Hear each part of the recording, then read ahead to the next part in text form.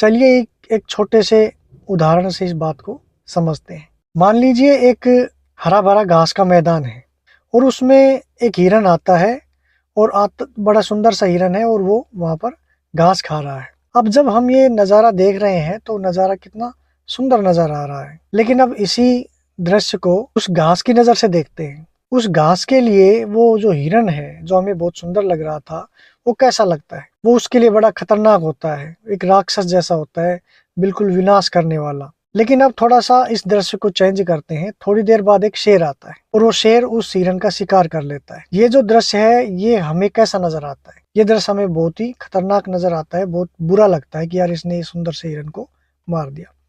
अब एक बार फिर से हम उस घास की नजर से इसी दृश्य को देखते हैं तो उसके लिए वो शेर क्या है?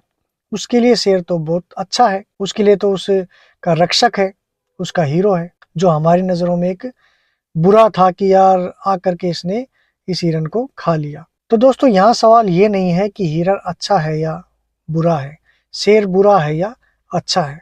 सवाल यहाँ पर है कि हम किसकी नजरिए से देख रहे हैं, हमारा नजरिया क्या है। दोस्तों यही जीवन का सबसे बड़ा दर्शन है कि सच्चाई जो है वो कभी स्थिर नहीं होती, वह हमारे दृष्टिकोण के साथ बदलती रहती है। हमारी जिंदगी में भी अक्सर ऐसा होता है कि जिस इंसान को हम गलत समझते हैं, हो सकता है वो अपनी परिस्थितियों में, खुद की परिस्थितियों में बिल्कुल सही हो। कई बार हम जिस घटना को हम अन्याय समझते हैं कि ये बहुत गलत हुआ है, हो सकता है किसी और के लिए जो उस घटना का पात्र हो, उस घटना में शामिल हो, उसकी नज़र से वही न्याय भी हो। और दोस्तों अक्सर जो इतिहास होता है वो हमें जो कहानी सुनाता है वो बहुत बार जीतने वाले की ही कहानी होती है।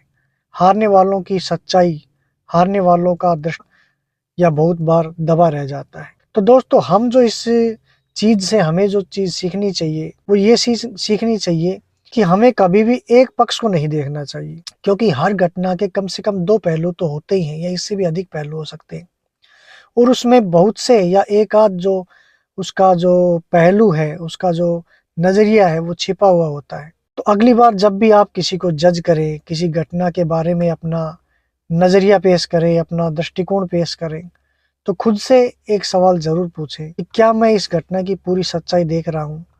क्या किसी व्यक्ति के बारे में मैं जो अपनी नज़रिया बता रहा हूँ, अपनी बात बता रहा हूँ, वो केवल मेरा एक नज़रिया है या उसके बारे में मुझे पूरी जानकारी है? दोस्तों असली बुद्धिमत्ता यही है कि न केवल सिर्फ देखना बल्कि हर नज़रिए से देखना, ये असली हमारी बुद्धिमत्ता है, यही हमारा विवेक है। और दोस्तों यही जो बात है ये हमें असली इंसान बनाती है।